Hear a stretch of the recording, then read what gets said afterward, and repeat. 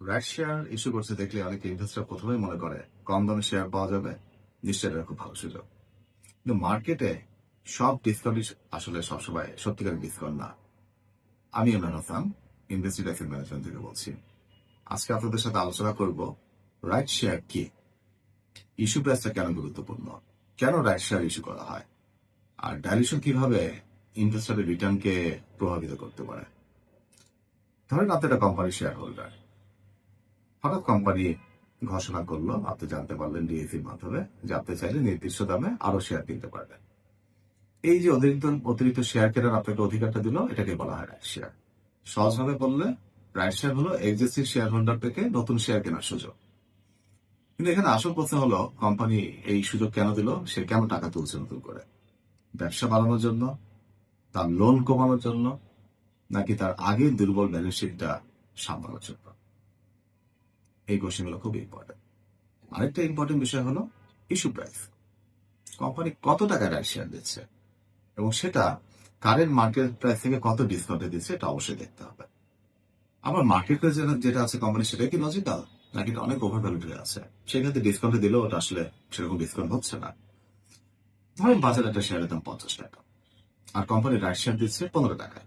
প্রথম দেখা দেখে মনে হতে পারে বাহ, খুব ভালো ডিসকাউন্ট।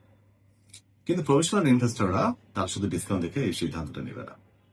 কারণ রাইট শেয়ারের পর কোম্পানির মোট শেয়ার সংখ্যা বেড়ে যাবে। তখন যদি প্রফিট একই থাকে, তাহলে শেয়ার প্রতি আয় বা ইপিএসটা কমে আসবে, যেটাকে আমরা বলে থাকি ডাইলেশন। তো জানতে হবে তখন ইপিএসটা কমে কত হতে পারে।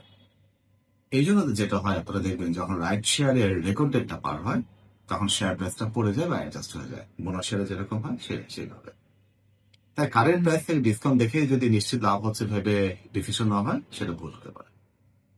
এই কারণে রাইট শেয়ার এরকম ঘোষণা দেখলে কয়েকটা কোশ্চেন করবে, যে কোম্পানি টাকা কেন তুলছে, এক্সপেনশনের জন্য পজিটিভ কোনো চেঞ্জ আসবে এই টাকা থেকে, সেকেন্ডলি ইস্যু প্রাইস কি বিজনেস ভ্যালুর তুলনায় যৌক্তিক, নাকি আরো কম হওয়া উচিত ছিল, তারপর নতুন টাকা ব্যবহার করে কোম্পানি ভবিষ্যতে ভালো রিটার্ন তৈরি করতে পারবে কিনা, তারপর জানতে হবে যে ভ্যালুয়েশনের পর ইপিএস এবং রিটার্ন অন ইকুইটি কেমন হতে পারে, এবং সেই সাথে লাস্টে জানতে হবে, যেটা খুব ইম্পর্টেন্ট, যে ম্যানেজমেন্টের ক্যাপিটাল অ্যালোকেশন হিস্ট্রি কেমন, সে আসলে ক্যাপিটাল নিয়ে কিরকম কাজে লাগাতে পারে, অতীতে কি করে আসছে।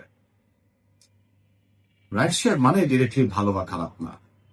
ভালো কোম্পানির জন্য এটা গ্রোথ ক্যাপিটাল হতে পারে, এবং সে এটাকে ভালো কিছু করবে সেই সময় বেশি, নতুন ক্যাপিটাল দিয়ে দেখা যাবে সেই নতুন ভ্যালু তৈরি করতে পারবে। আবার দুর্বল কোম্পানির হাতে এটা হতে পারে যা সময় কেনা অথবা বাজে ব্যালেন্স শিট ঢাকার উপায়, এবং সেই সাথে রিস্ক থাকবে বিনিয়োগকারী টাকা নষ্ট করার।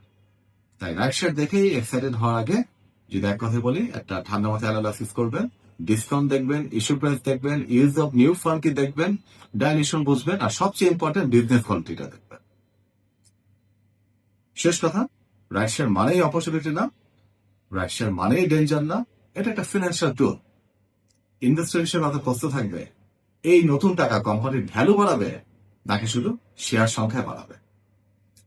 এই ধরনের ফিনান্সিয়াল টিপসের জন্য আমাদের পেজটা ফলো করবেন, আমাদের সাথে থাকবেন। আবার দেখা হবে। আল্লাহ হাফেজ।